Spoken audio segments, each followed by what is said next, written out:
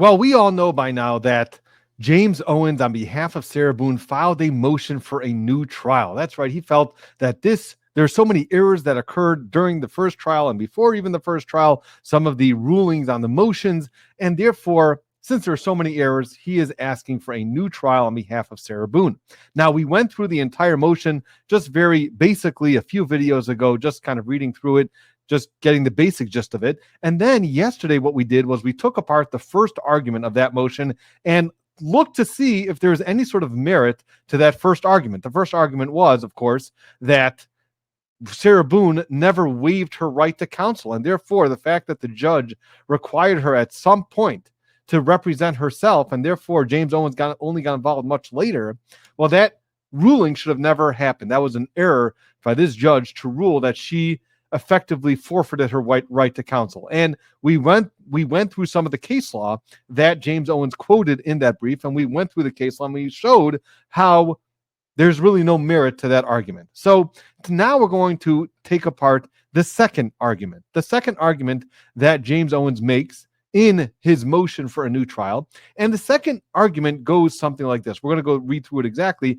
but the idea is that as soon as James Owens got involved in this case, the first thing that he did is he filed a bunch of motions. One of the motions that he filed was for a continuance. He wanted some more time to prepare this case for trial. And the judge already made a ruling before, after the withdrawal of like the eighth counsel, that he's not going to be granting any more continuances in this case. Well, now that James Owens got involved and he only has a limited amount of time to prepare this case for trial, well, he's arguing that that was an error, that the judge did not grant that motion for a continuance. All right. So we're going to be talking about the case law. Let's see. He does cite some case law. So let's look at the cases and see whether there's any merit to this argument. So first, let's just take you through. We'll pull up the brief, pull up his motion, and we'll go through the second argument, just take it apart. And this is what you need to do. If you're a lawyer and you're on the other side of this, you're the state, you're supposed to take apart each argument, look up the case law, and see whether their arguing has any sort of merit. So here we go. We're going to all pretend like we're lawyers, right? Good idea. Argument 2. The court erred in failing to grant the defendant's motion for continuance made by undersigned trial counsel. The court shall not deprive a defendant of his or her right to counsel of their own choice. Failure of the trial court to grant the continuance will result in a new trial should the court deny said motion for a continuance by new counsel. So, straight out, a very strong line, very strong conclusion here, that the failure for the trial court to grant the continuance by a new counsel should result in a new trial. And that's what he's claiming these cases, see Perozo versus State, McKenzie versus State, Jones versus State, and Deal versus State all stand for. So what should we do? Should we take his word for it, or should we actually look up those cases and see if those cases actually stand for that conclusion? Well, first, let's let him finish through this little bit of an argument, and then we'll come back. All right. In the instant case, when undersigned counsel came on board, the case was 4 years old. Undersigned counsel filed his notice of appearance on August 30th, 2024. This gave counsel 45 days to prepare for a second-degree murder trial. He immediately and aggressively began to prepare for trial. Undersigned counsel did his best to prepare for trial by traveling to Orlando from Milton on multiple occasions, both for meeting with Ms. Boone and attending multiple hearings. Despite his best attempts to prepare for trial, it was impossible to adequately prepare for unforeseen issues arising during trial. A prime example of this would be reviewing hundreds of pages of text from Ms. Boone's seized cell phone, viewing all records of prior contact of Ms. Boone and the alleged victim with law enforcement, including inadmissible hearsay by the alleged victim to law enforcement regarding Ms. Boone being the aggressor at times. Counsel, for all purposes, closed his law practice down to prepare for the trial, but due to the short time frame, even with the assistance of other attorneys, was simply logistically unable to be as prepared for trial as he would have liked to be, and as Ms. Boone was entitled to. Under the controlling cases cited supra, meaning all those cases that we just cited above, the court's failure to grant undersigned counsel's motions for continuance should result in a new trial.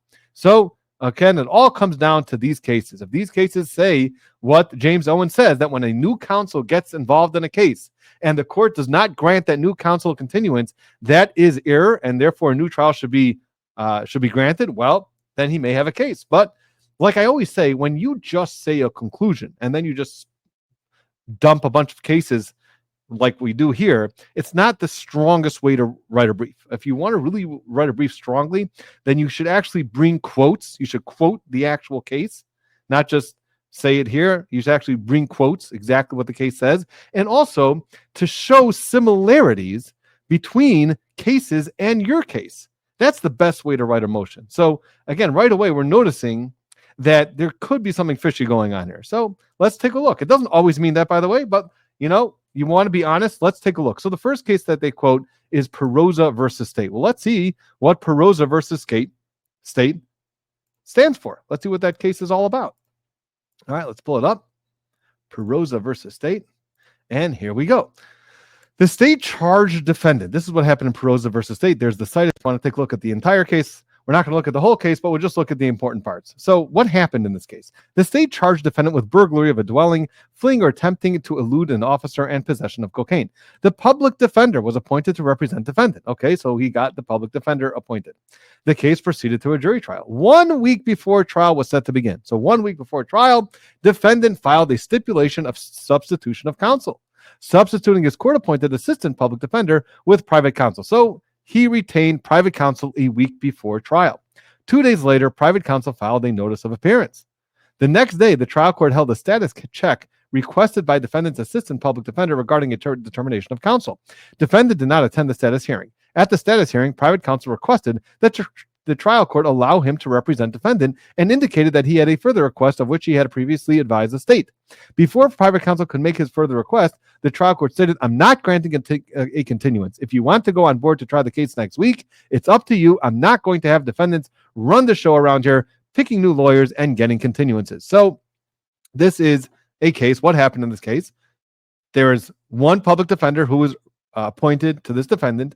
A week before trial, this defendant retained a new counsel, and a few days before trial, they filed this motion notice of appearance, and then he was going to clearly ask for continuance because he's a new counsel coming on and he needs a continuance. Well, the judge very strongly said, I'm not granting continuance. You guys are not going to run the show around here, picking new lawyers, getting continuances. That's not what we're going to do here. All right, so that's essentially what happened. The judge did not allow the new attorney to appear if that meant that he's going to have to grant a continuance. You want to join the trial? You want to join the case now? That's fine, but you got to be ready right now. Well, let's see what the court found. A denial of a motion for continuance to obtain a new counsel is reviewed for an abuse of discretion. So right away, an abuse of discretion is a very high standard. And by the way, this is a 2023 case. Okay, so this is going to cite some of the cases that they also cite.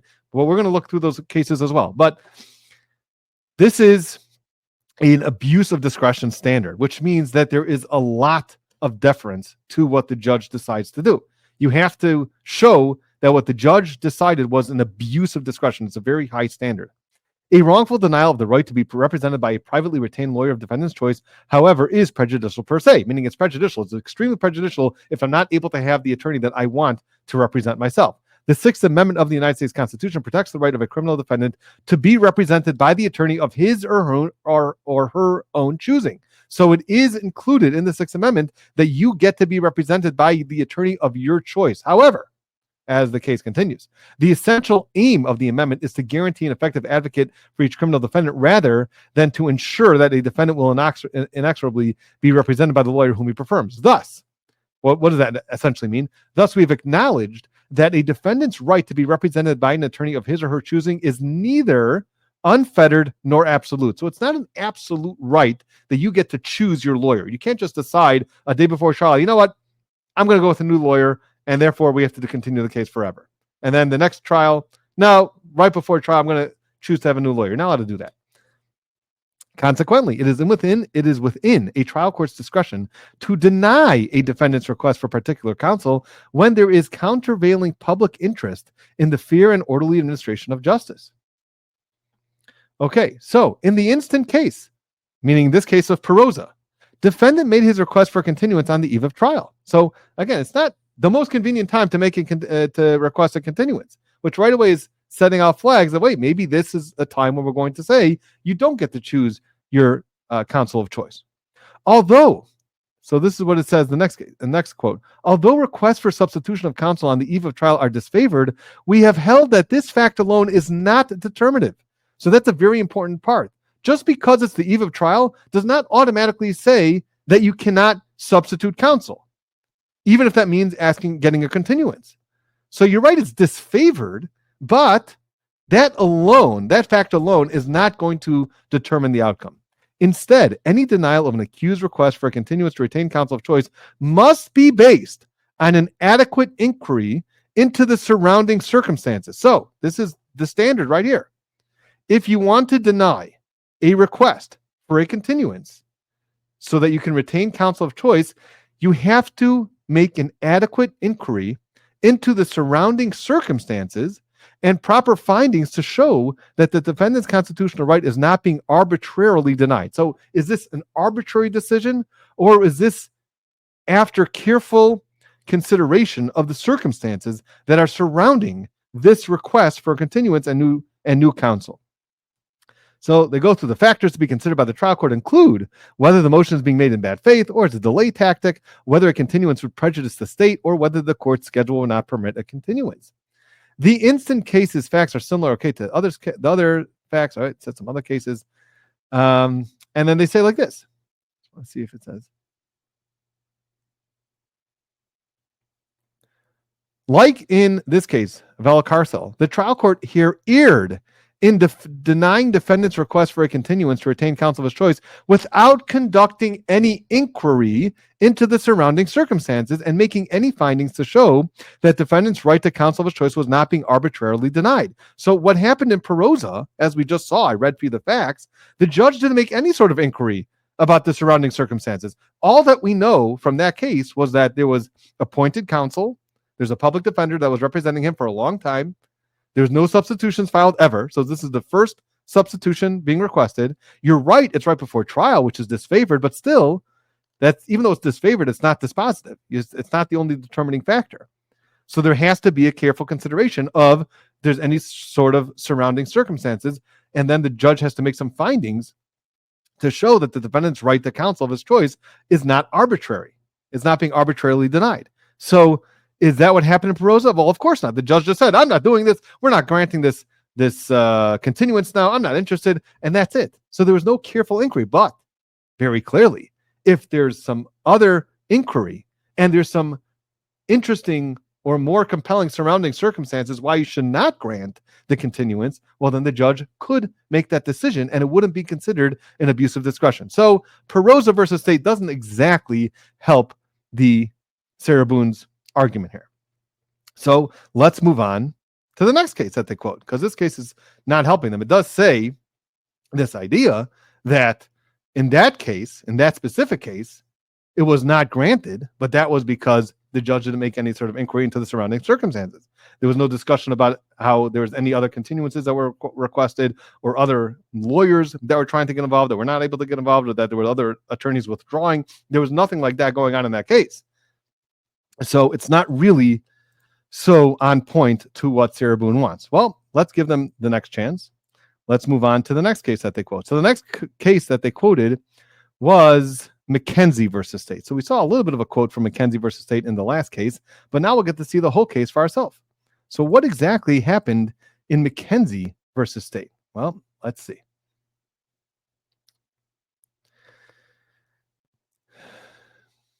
Here.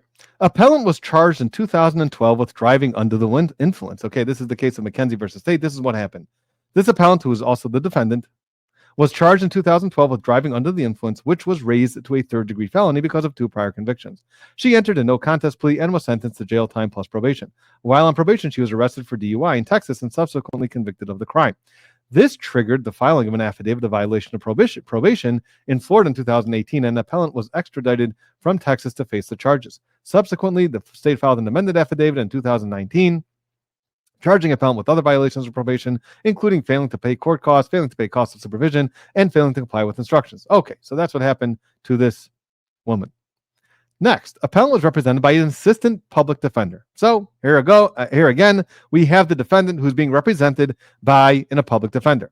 After several continuances, so there's a number of continuances in this case. All right, we're getting similar to what happened in the Sarah Boone case. Let's see what happens. After several continuances, the final hearing was set for February 2020. At 3:32 p.m., The day before the hearing, a private attorney entered her notice of appearance on behalf of the appellant. The attorney also filed a notice of conflict and motion to continue the hearing, stating that she would be out of the jurisdiction of the court for the next day's hearing. The private attorney sought a continuance. So again, we have a person who's represented by the public defender, and after several continuances, the hearing was set for February, and the day before the hearing, you have a private attorney enters her notice of appearance and then asks for a continuance. The public defender moved to withdraw because of the representation of by the private attorney. On the same date, the court denied the continuance after considering that the motion to continue was filed the day before the hearing and that the case had already been continued multiple times at the behest of the defense. So this is a case which was continued many, many times, very similar to Sarah Boone's case. And then a private counsel wants to get involved a day before the trial, the day before the hearing, and to continue the case. However, it noted that counsel must be present so that the court could make findings regarding the circumstances. The court also noted that the right to counsel must not be used to delay or subvert judicial proceedings, citing several cases, including Foster versus State. As a result, private counsel moved to withdraw, which the court granted. So the court denied the continuance by this new private attorney. Said, sorry, you cannot, we're not going to continue the case. And if you're just going to get involved now, a day before the hearing, guess what? You're not going to be able to handle it. After the hearing the next day, the public defender raised the continuance issue. Okay, so she raises the issue. And now let's see what eventually the court still reiterated that it's denying the motion to continue the case because of the last minute that there had been 5 continuances in that case. Okay, and so McKenzie versus State, this case, there was 5 continuances already that happened. Further, the notice and motion filed by private counsel did not state that counsel had a conflict, just that she'd be out of the jurisdiction. Okay, so you see that the judge in this case is giving a lot more attention to the surrounding circumstances of this specific private attorney asking for a continuance. Well, let's see what eventually happens with this case. Appellant argues that she was deprived of her Sixth Amendment right to counsel of her choice when the trial court denied her motion for continuance to allow her private attorney to appear. So now let's see what this case holds. A denial of a motion for continuance to obtain new counsel is reviewed for what? An abuse of discretion. Okay, you guys already knew that because we discussed that in the previous case. A defendant's right to counsel of his or her choice is not absolute. Okay, we spoke about that as well. A denial of a continuance to obtain new counsel must be based upon an adequate inquiry into the circumstances with findings to assure that the defendant's constitutional rights were not being deprived. Then they talk about certain factors. In this case, the court made an adequate inquiry and articulated findings which clearly support its decision to deny the motion for continuance. So in this case, the court did its job. It made an inquiry. It talked about how there's already been 5 continuances on this case, and this is a day before the hearing. They don't want to continue the case again for this private attorney who just showed up. The court found that the motion was in bad faith or for purposes of delay, as 5 continuances has been requested for various reasons. The court found that that appellant would not be prejudiced because of the narrow issue before the court, which required only the proof of prohibition, yada, yada, yada. Okay, so essentially, McKenzie versus State actually says that in this specific situation, then the judge was right for not continuing the case and for denying that motion by the new attorney. So how is McKenzie versus State helping Sarah Boone argue that in this case the continuance should have been granted? Not exactly clear as well. So McKenzie versus State also does not help Sarah Boone, even though it was quoted in their motion. All right, well, let's move on to the next case. Maybe the next case actually has something to do with it. So that's Jones versus State. What does Jones versus State have to say? What happened in Jones versus State? So let's pull up Jones versus State. Here we go. The issue presented for our review is whether the trial court made findings sufficient to demonstrate that the defendant's constitutional right to retaining the counsel of his choice was not arbitrarily denied. Well, let's see what happens in this case. Appellant was charged in Martin County with DUI, driving with a suspended license, possession of cannabis, possession of drug paraphernalia, resisting an officer without violence, and 3 counts of high speed or wanton fleeing. While appellant was being held in Palm Beach County on unrelated charges, the public defender's office represented appellant, and although appellant was not present, told the court that appellant was fine with scheduling this case for a January 29th trial. 5 days before trial, appellant was transported from Palm Beach County to Martin County for trial. On Monday, the day of trial, appellant's public defender told the trial court that appellant had a private attorney present, whom appellant wanted to represent him. So, very similar facts to what we've been reading from the other cases up until now. You've got 5 days before trial, the defendant is transported. Monday, which is the day of trial, the public defender says to the court, oh, by the way, now the defendant wants to hire a private attorney. We have a private attorney, and he wants to be represented by this private attorney. Although the public defender had met with appellant 2 or 3 times, was familiar with everything in the case, and in theory could proceed to trial, he was requesting a continuance for private counsel to take over appellant's representation. So again, we have a new private counsel taking over and requesting a continuance so that they can get caught up to be prepared for trial. The public defender stated that after agreeing on January 2nd to the January 29th trial date, he had not sent anything to appellant letting him know that the trial had been set for January 29th. So in this case, the public defender did not tell the defendant, oh, by the way, your trial is scheduled for January 29th. And perhaps if the defendant would have known that, he would have known that, oh, by the way, my trial is coming up. I better get myself private counsel. Well, maybe he would have done something different. But in this case, Jones versus State, the defendant had no idea. All of a sudden, he's being transported to this trial, and all of a sudden, oh, I'm going to trial now? Okay. And then he gets himself a private attorney.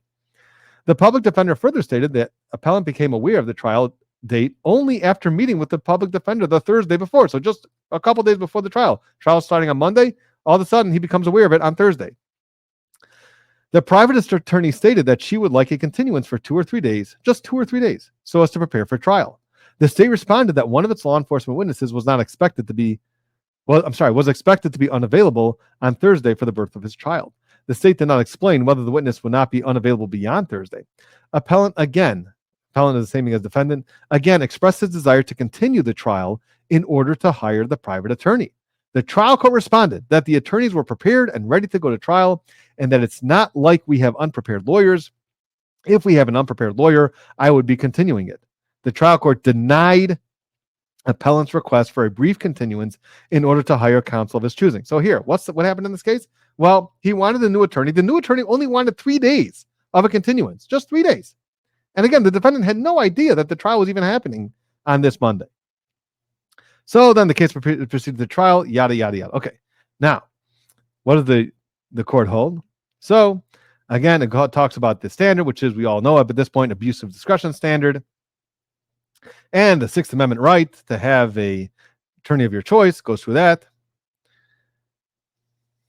And it can't just be arbitrarily denied, just even though it's because of the EVA trial. We spoke about that, talks about that as well. And again, it stresses this is the law. So let's pay attention, because this is really what governs this specific issue. Thus, regardless of when a request for substitution is made, the trial court must engage in an adequate inquiry into the surrounding circumstances and make proper findings to show that the defendant's constitutional right is not being arbitrarily denied.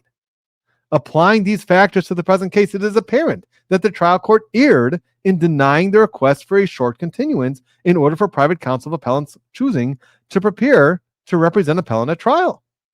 Since appellant only found out that the trial was set for Monday, January 29th on the preceding Thursday, the request for private counsel to have a continuance for 2 to 3 days would appear not to be in bad faith or delay.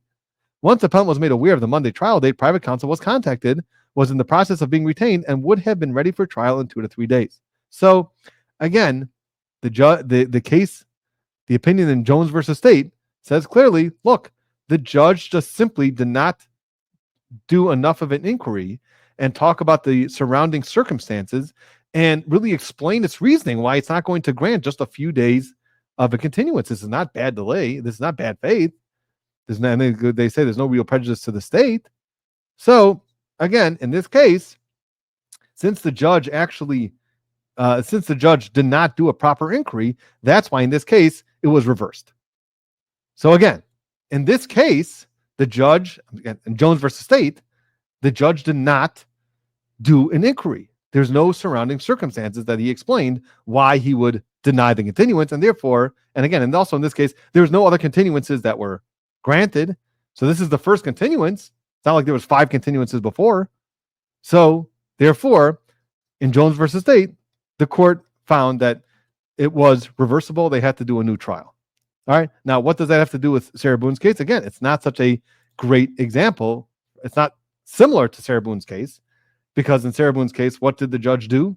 The judge actually explained a lot about the surrounding circumstances. In fact, he gave a whole order, and we went through some of that order, a 16-page order, going through the entire facts of this case, and then explaining why after all of the withdrawals of the attorneys. And then remember, there was a hearing. And there's one of, by the way, just for the completeness sake, there is one other case that, again, essentially says the same thing. So the same thing that we've been seeing from the past few cases, which is quoted in Sarah Boone's brief and what James Owens filed on behalf of Sarah Boone to show why. And again, what did he say in his brief? He said he tried to say that this actually stands for the proposition that any time a new lawyer gets involved and you don't grant a continuance, that already means that the case is that you should reverse the case and have a new trial. Very clearly, that's not what the cases stand for. The cases stand for a very clear outcome that if the judge does not do a proper inquiry and there's no explanation about the surrounding circumstances, and it seems like it's just arbitrary, then you can have an argument that the continuance should have been granted, and therefore you get a shot at a new trial.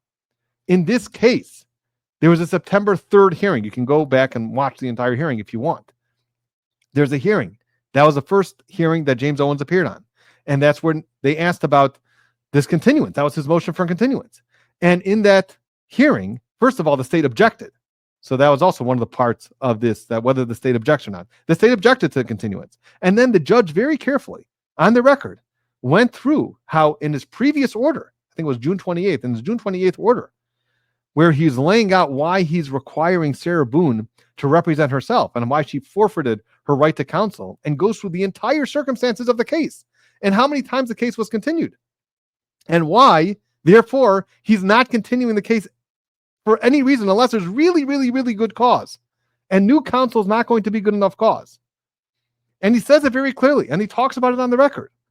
So since he is giving an adequate inquiry, since he did write an entire opinion about this, since the surrounding circumstances in this case is that it was continued multiple times, there was a number of public defendants that were involved in this case. Well, in that case, then there's no reason that the judge did anything wrong. He definitely did not abuse his discretion in not allowing for a continuance. So therefore, again, like we see these cases that are cited by Sarah Boone's defense team, which argue that it's really standing for one proposition, when you actually look at the cases and see what they're talking about, you see that it really is actually very harmful for their position.